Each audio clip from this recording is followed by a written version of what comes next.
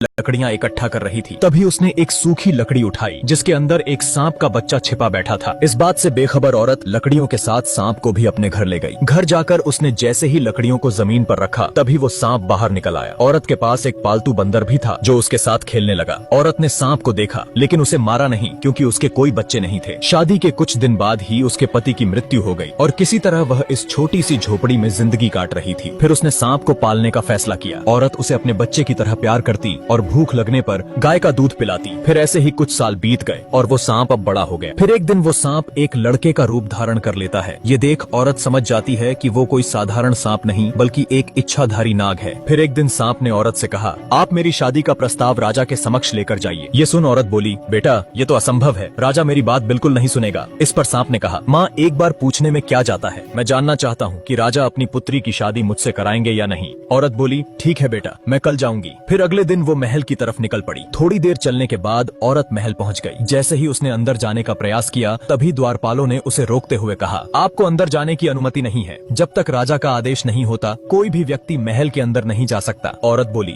बेटा राजा से बहुत जरूरी बात करनी है, कृपया करके मुझे जाने दें। उसके बार बार आग्रह करने पर द्वारपालों ने उसे महल के अंदर जाने दिया। औरत राजा के पास गई और कहा, मैं अपने बेटे के लिए आपकी पुत्री का हाथ मांगने आई हूँ और मैं ये भी पहले ही सुनिश्चित कर देती हूँ कि मेरा बेटा एक सांप है महाराज। ये सुनते ही राजा क्रोधित हो उठा। फिर सैनिकों ने औरत को घसीटते हुए ले जाकर महल से बाहर फेंक दिया। फिर वह दर्द के मारे कराहने लगी क्योंकि उसका एक हाथ टूट गया था। अब वो खुद को संभालते हुए किसी तरह घर लौटी और सांप बेटे को महल में हुई घटना के बारे में बताया। फिर उसने कहा, माँ तुम अपने हाथ की चिंता मत करो। तभी उसने मणि प्रकट की और बोला, मेरी माँ का हाथ अभी ठीक हो जाए। इतना कहते ही औरत का टूटा हुआ हाथ बिल्कुल पहले जैसा ठीक हो गया। सांप ने अगले दिन भी औरत को महल भेजा। इस बार भी राजा के सिपाही उसे महल से बाहर फेंक देते हैं। वो फिर एक बार जलील होकर और शरीर पर चोट लिए वापस घर लौट जाती है। इस बार भी सांप बेटे ने उसे ठीक कर दिया और एक बार फिर से औरत को महल जाकर राजा से शादी की बात करने के लिए कहा। वो घबरा गई और बोली, बेटे मैं बार बार जलील होने नहीं जा सकती और साथ ही मार पड़ती है सो अलग। माँ बस ये आखिरी बार आप चले जाइए, इसके बाद मैं दोबारा नहीं बोलूंगा जाने को। औरत फिर से एक बार राजा से कहती है, महाराज यहाँ आना मेरी मजबूरी है, बस आखिरी बार मैं आपसे पूछ रही हूँ, क्या राजकुमारी की शादी मेरे सांप बेटे से कराएंगे? फिर राजा ने कुछ देर विचार किया और मुस्कुराते हुए बोला, अगर राजकुमारी को ले जाना है तो अपने बेटे से कह देना, आज से ठीक 2 दिन बाद तुम्हारी झोपड़ी की जगह वहाँ एक विशाल महल होना चाहिए जो हमारे महल से साफ नजर आए और उस महल के सामने 1000 हाथी और 400 घोड़े हमारे स्वागत के लिए खड़े होने चाहिए। राजा की बात सुन वो हैरान रह गई। इस बार सैनिकों ने उसे इज्जत से जाने दिया। इस बात की खुशी औरत के चेहरे पर साफ दिख रही थी। घर जाकर उसने बेटे से कहा, महल और हाथी घोड़े की बात कर रहा था राजा। माँ बस इतनी सी इच्छा है राजा की, ये तो बहुत आसान है, तुम चिंता मत करो, कल सुबह ही इंतजाम हो जाएगा। फिर आधी रात को सांप घर से बाहर निकला और मणि हाथ में लेकर बोला, मेरी ये छोटी सी झोपड़ी एक विशाल महल में बदल जाए और महल के सामने 1000 हाथी सहित 400 घोड़े मेरी सेवा में उपस्थित हो जाएं। इतना बोलते ही जगमगाता हुआ स्वर्ण से बना महल झोपड़ी की जगह खड़ा हो गया और 1000 हाथी सहित 400 घोड़े भी स्वागत के लिए तैयार थे। फिर अगली सुबह राजा को उसकी पत्नी जगाते हुए बोली, उठिए चलकर देखिए बाहर क्या हो रहा है। उसने बाहर जाकर देखा तो स्वर्ग जैसा महल उसके ठीक सामने नजर आ रहा था, जिसे देख राजा की आंखें फटी की फटी रह गईं और उसने अपनी पत्नी से कहा, असंभव, अविश्वसनीय, ये कैसे हो सकता है, रातों रात कोई महल कैसे बनकर तैयार हो गया? क्या ये मेरी आंखों का धोखा तो नहीं? पत्नी बोली, राजन ये कोई आंखों का धोखा नहीं, अपितु एक असली महल हमारे सामने नजर आ रहा है। फिर राजा जोर जोर से रोने लगा और अपनी पत्नी को उस घटना के बारे में बताया। यह सुन पत्नी भी रोने लगी क्योंकि वचन के मुताबिक अब उनकी इकलौती पुत्री को सांप से शादी करनी होगी। दूसरी तरफ सांप तैयार होकर राजकुमारी से शादी करने के लिए घर से निकल पड़ा और साथ ही हाथी घोड़े की बारात भी पीछे पीछे चल रही थी। राजकुमारी ने भी बिना चेहरा देखे उससे शादी कर ली। फिर राजा ने भारी मन से अपनी बेटी को विदा किया। फिर जैसे ही वो अपनी पत्नी को देखने के लिए कमरे में दाखिल होता है कि तभी उसका आधा शरीर सांप जैसा देख राजकुमारी घबरा गई और चिल्लाते हुए बाहर की तरफ भागी। फिर चारों तरफ एक दिव्य रोशनी का प्रकाश फैल गया और सांप रूप बदलकर अपने वास्तविक शरीर को धारण कर लेता है, जो कि एक बेहद ही सुंदर युवक लग रहा था। इस रूप में राजकुमारी सांप को देखकर हैरान रह गई। फिर उसने राजकुमारी से कहा, अभी जो हुआ इस घटना को तुम्हें गुप्त रखना है, ये किसी को मत बताना कि रात को मैं मनुष्य का रूप धारण कर सकता हूँ। फिर राजकुमारी ने इसका कारण पूछा। मुझे श्राप मिला है और उसके मुताबिक मेरी पत्नी ने अगर किसी को मेरी सच्चाई बता दी तो मुझे किसी अज्ञात जगह पर कैद कर दिया जाएगा और मैं इस संसार से हमेशा के लिए गायब हो जाऊंगा। राजकुमारी सहमति जताते हुए कहती है, ठीक है, मैं ये बात किसी को नहीं कहूंगी, मगर मैं तुम्हें किस नाम से पुकारूं? देव,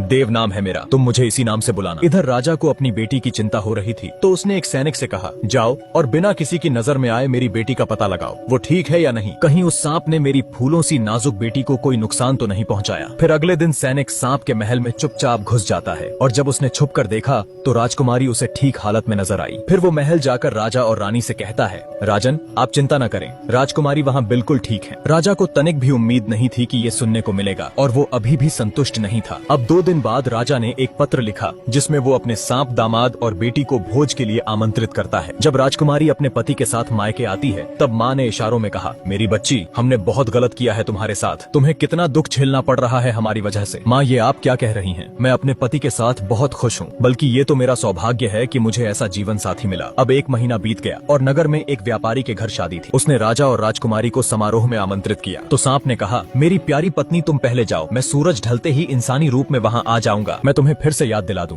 ये बात किसी से कहना नहीं कि मैं दिन में सांप और रात में एक मनुष्य का रूप ले सकता हूँ, इस बात का ध्यान रहे, नहीं तो तुम्हें पता है कि इसका अंजाम क्या होगा मेरे साथ। पति के कहे अनुसार राजकुमारी उस भव्य समारोह में अकेले ही चली जाती है। अब सूरज ढलते ही सांप ने अपना रूप बदला और वह भी निकल पड़ा। फिर जैसे ही वो समारोह में पहुंचता है उसके चेहरे का तेज देखकर लोगों की आंखें खुली की खुली रह गईं। सबके मन में बस एक ही विचार चल रहा था कि इतना सुंदर युवक आखिर कौन है। इधर राजकुमारी बैठी अपने पति को देख रही थी कि तभी उसकी माँ वहाँ आकर बोली, बेटी तुमने देखा ना कितना सुंदर युवक है। सबकी निगाहें बस उसी पर टिकी हैं। काश दामाद जी सांप ना होकर ऐसा ही कोई सुंदर युवक होते। माँ की बात उसे कांटे की तरह चुभी और क्रोधित होकर राजकुमारी बोली, माँ आप मेरे पति को ताना मारना बंद कीजिए और जिस सुंदर युवक को आप देख रही हैं वह कोई और नहीं बल्कि मेरे पति है और उनका नाम देव है। उसके इतना बोलते ही देव वहाँ से अदृश्य हो गया जैसे वह कभी था ही नहीं। ये देख राजकुमारी घबराकर अपने सांप पति को तलाशने लगती है मगर उसे वो कहीं नजर नहीं आता। पति के ना मिलने पर अब वो जोर जोर से रोने लगी। ये देख माँ ने कहा,